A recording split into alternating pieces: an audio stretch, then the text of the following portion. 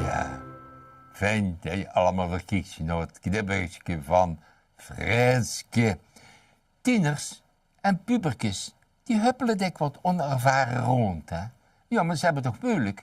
Maar men moet verstandig zijn, maar is ook heel nieuwsgierig. Wat gaat er gebeuren? En dat is moeilijk. Ja, ik doe nog een vuurbeeldje met kuifjes. Ja, kuifje Neeltje 7.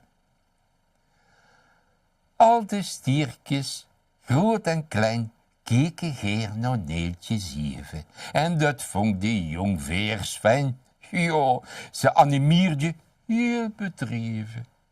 De jongstiertjes kalje dik bot over het net lief van die lellebel.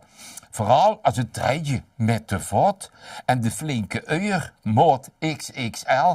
Ja, van jaloezie keek ze dik scheel en wordt soms rood aangelopen, want ze ergerde zich groen en geel als ze weer een blauwtje worden gelopen. Een stier, een kindje als een chippendeel, en het zal ik dan ook niet eens verbazen hoe ieder jong vers op veel noem er onder het grazen te grazen. Tussen je, het schoonste van het land, van kop tot stert, de hele romp, gebruikt toch altijd uw verstand. Neeltje word ik of, mijn oog, kolomp.